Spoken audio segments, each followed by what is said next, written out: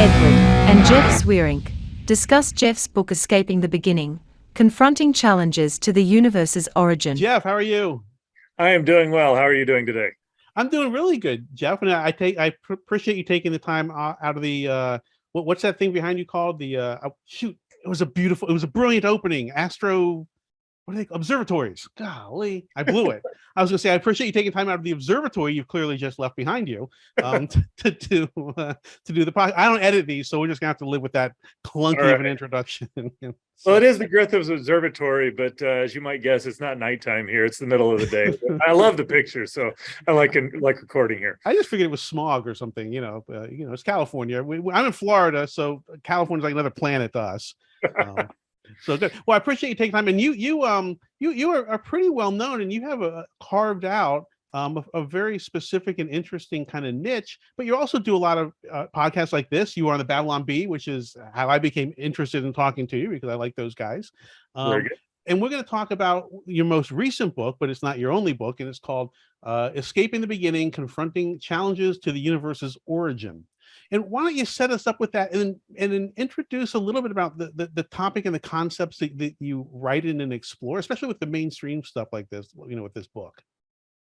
Well, my big interest, why I write in the first place, is that there's this big narrative out there, dominant narrative, that somehow science and the Christian faith are antagonistic towards one another. That if you really engage the science, that undermines the credibility of religion and specifically Christianity. And if you really act like a Christian, that undermines the integrity of the scientific process. And so I'm a Christian and I'm a scientist. I love both. I'm passionate about both. And I just want people to know that they really do fit well together. And one of the places where that shows up is the beginning of the universe. Does it have a beginning or not? The Bible says it does. And so the question is, what does science have to say about that? And my background in astrophysics helps me weigh in and address what science actually has to say there. I was reading a lot of your stuff, and one of your I'm going to paraphrase it wrong, but one of your ideas was like, if the universe had a beginning, that's a big deal, and if it didn't, that's a big deal too, right? So you're asking questions that just if they have answers, it's a big deal that we can get to an answer on them. You're right. And one of the things I love about science is there's kind of no question that's out of bounds. There are certain questions that we don't have the tools or resources to get a scientific answer. But I find the same thing true in Christianity. All questions are good questions, and an honest question deserves an honest answer. And so the question of, is there a beginning? How do we go about determining that? What would be the measure of that? And can we even answer it? It's like I said, what got me into this book was clearly Christianity says there's a beginning. There's a lot of science that says, well, no, maybe not. So I'm like, all right, let's go in and dig in and see whether we can get an answer to that or not. So I'm going to hijack this. We're going to get into your writing process because that's why we're talking. But I'm going to ask you a question. I have no idea if you know the answer to it or not. Right. So I might completely set you up. But I'm very interested in ancient history. And I don't have the same religious background that you have. But I view books like Plato, the Bible, the histories, by Herodotus, all that stuff. I view them as containing legitimate history. There is a criticism of Christianity that I run into, and I can tell you how I defend it because I think it's baloney. But I want to ask you. So one of the things people that want to be critical of the Bible and Christianity, what they will say is these Christians are idiots. They think the world's only 6,000 years old because that's what the Bible tells them. And so I looked into it. I'm like, well, that's not really what it says. What the Bible does is it tries to provide some lineage and chronology to things. And if you go at it and you just add the years up, you can get yourself back about 6,000 years, which is a lot different than it saying that the earth is only 6,000 years old. Mm-hmm. How do you address that scientifically? Or have you even heard that criticism? Because I'm actually up against it quite a bit, even though I'm not necessarily, just because of, the other stuff I'm doing in that time period. Well, that was one of the big science faith questions I had is, as I was starting to read my Bible, taking my Christian faith seriously and growing, you read the footnotes in my Bible there. These have got to be 24-hour days. This means the earth's a few thousand years old. Had enough science under my belt to know that science was saying the universe, Earth were much older than that. And so what do I do with that? And what I found is that as you go and ask the question, okay, people who hold the Bible in high regard, who regard it as God's word and want to interpret faithfully, what do they say about how long these days are and how old the earth is? And while there are clearly certain scholars that say these are 24-hour days, the earth's a few thousand years old, that's not all of what those scholars, that's not the only interpretation that scholars who hold the Bible in high regard have.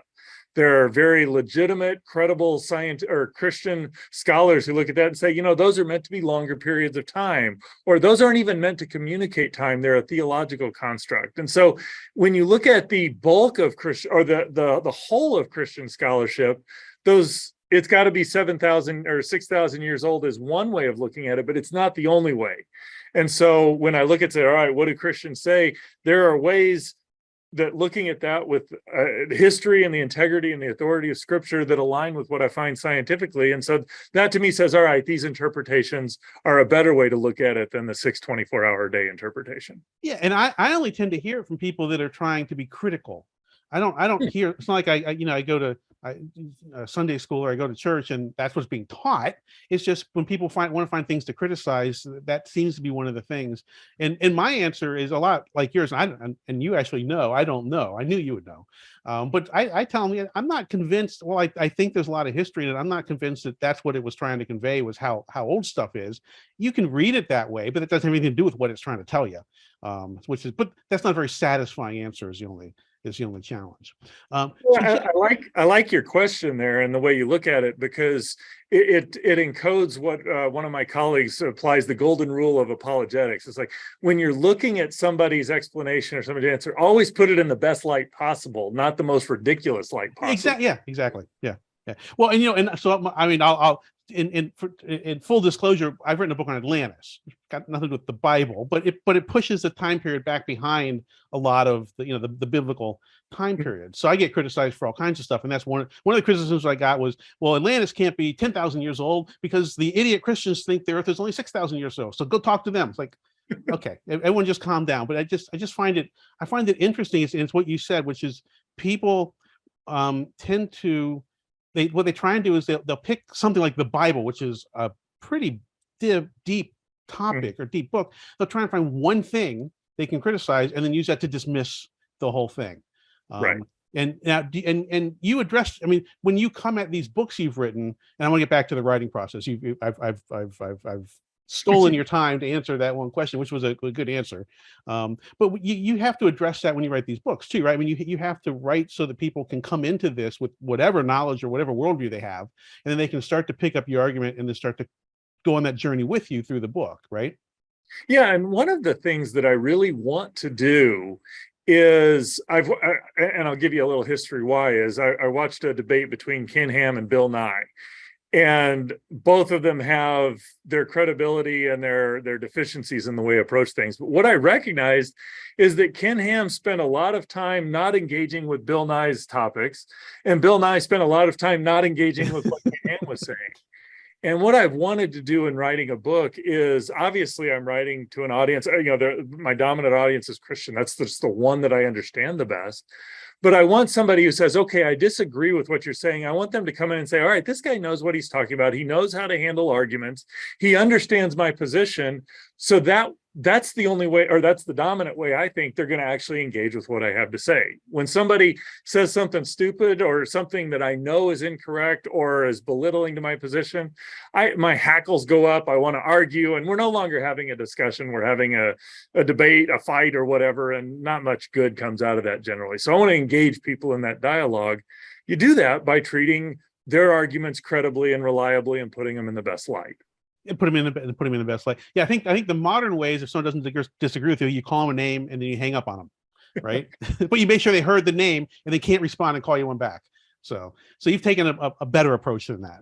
I have certainly endeavored and tried to do that, just because I don't like it when people, like I said, I know if you come at me and say, hey, you're an idiot, your argument's stupid, you're going to get a fight whether I agree with you or not. Just I'm going to fight. Right. When you come in and say, hey, let's talk about this.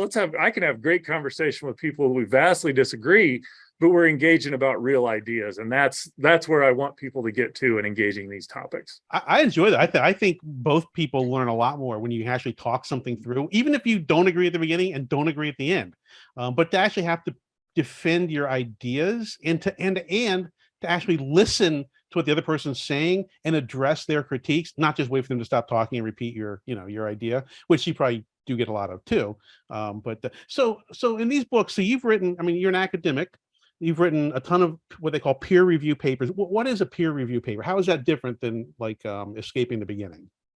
So Escaping the Beginning is a book. Largely, I'm in control of the content. I've had people look at it to make sure that I'm not saying things incorrectly and catch mistakes. And so it's not like there's nobody overseeing it.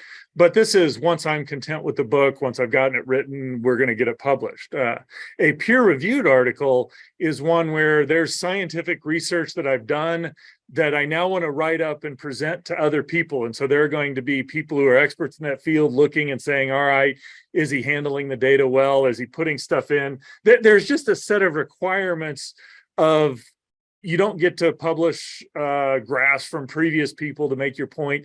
The peer-reviewed article is much more about get to the point, make the point you're saying, and you kind of expect other people to invest the effort to figure out how to read what you're saying. With the book, I'm trying to get people to engage, walk them through, help them understand, and take them along on the journey. And so there's a lot more thought and effort put into, is this readable, engaging, understandable, and am I teaching well? As opposed to the peer review literature is more, hey, here's the topic, here's what I've done, here's the results, and here's what you can take away from it. How is your writing process different depending on whether you're writing a peer-reviewed article or one of your more mainstream books?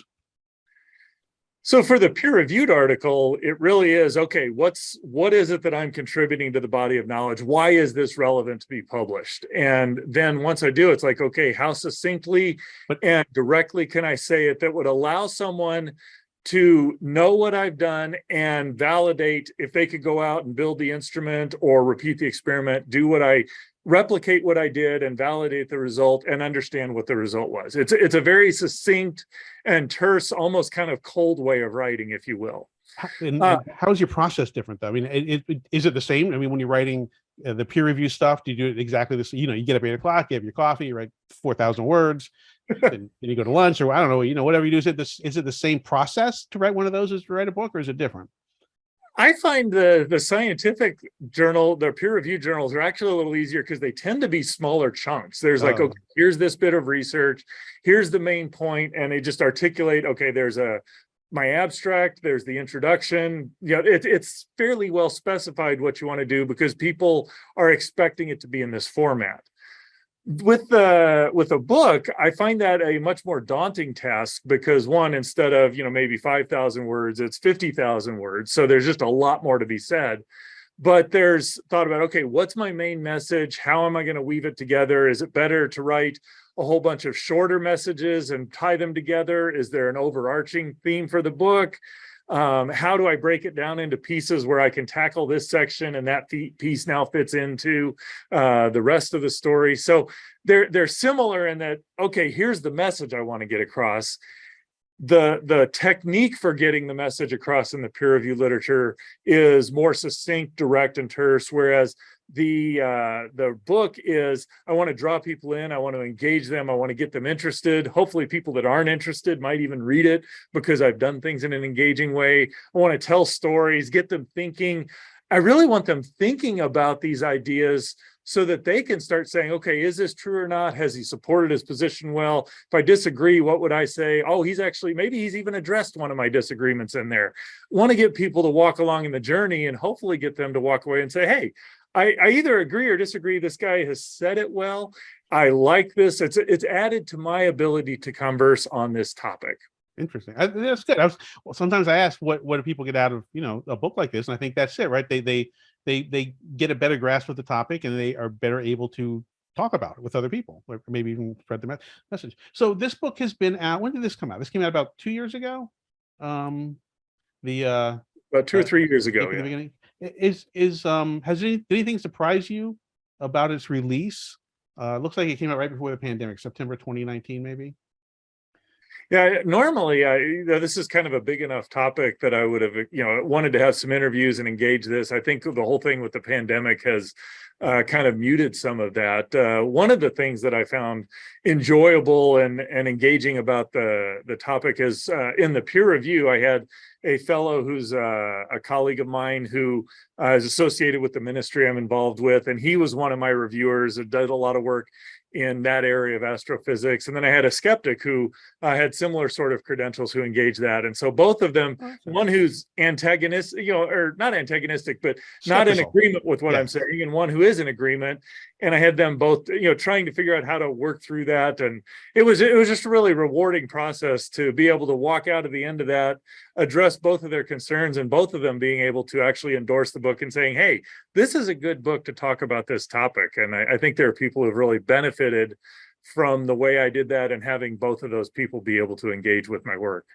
There's a saying in academia, something along the lines of, you don't really know a topic until you've taught it 3 times. Do you find writing these books gives you more confidence in the topic? I mean, do you learn a lot when you write them too, or is this just literally you getting your ideas that you already have out there? It's actually a little bit of both. Most of the books I've written, I've written Who's Afraid of the Multiverse? Is There Life Out There? Escaping the Beginning. You notice these are all questions because these are questions I've had. When I first encountered the multiverse, the idea that it might be out there, it's like, well, what if that's true? How would that impact Christianity? Is there a beginning? Do we really get around that? One of the reasons why I wrote that book was I was talking at a conference with a very prominent Christian apologist who's argued for a beginning. And I'm saying, all the scientific evidence points to a beginning. And I have this fellow who's a skeptic friend of mine who's now a friend of mine, saying, I don't think you can do that. And here's quantum gravity stuff. And here's why. And I'm like, oh, I get what you're saying. I don't think that negates my point, but I have to think about this differently. And so what if quantum gravity shows there isn't a beginning? And so how do I have this argument? And so it caused me to think and understand and dig deeper into it. But at the same time, it adds to the work I've been talking about this for almost 2 decades now. So I've got a lot of material that I've already developed, but I also had to dig in deeper and understand some things more. And I love that process of writing a book. I don't like the writing itself, but I love the getting the information and thinking about it and reading new stuff. And it's like, this is just fascinating and cool. How long does a book like Escaping the Beginning take you to write?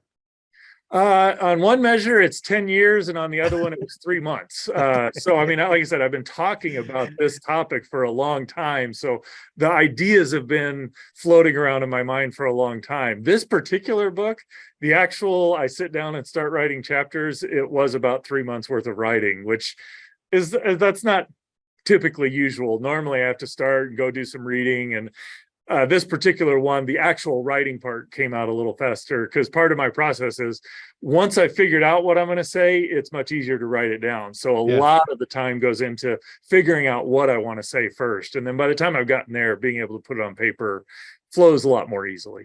Do you find you spend a lot of time once it's kind of all done rearranging it or tweaking it so that you walk people into it easier? I have found myself to be a little bit unusual in that. I remember when I was in high school and college, everybody, get your first draft down, rearrange it, write and edit. I find that when I write that way, I'm not particularly clear and it doesn't hold together well. I spend a lot of time working it out and say, okay, here's what I want to say, and here's the first point, and here's how it leads into. And so once I've got that, by the time I actually write it down, I'm about 90% of the way it's going to be. So I don't do a lot of rearranging. I actually find that kind of frustrating and discouraging. It's like, I wrote all this stuff and now I got to throw it away. And so I just get it all. It's a little harder, but I try and map it out in my head. And once I do that, then it's like, okay, let's put it on the paper. Hey, that is exactly why I'm doing this podcast. Because when I decided I wanted to start writing books, which wasn't about 3 or 4 years ago, I did, I'm like, well, how do you write a book? So I watched videos like this. Well, not like this because they weren't as good, but other videos that existed before these. And you read on, and it's what you said, which is, well, just get something on the paper, just write it down. Don't worry about it. Everyone's first draft sucks. And so I did that and it was awful. First off, the book is terrible.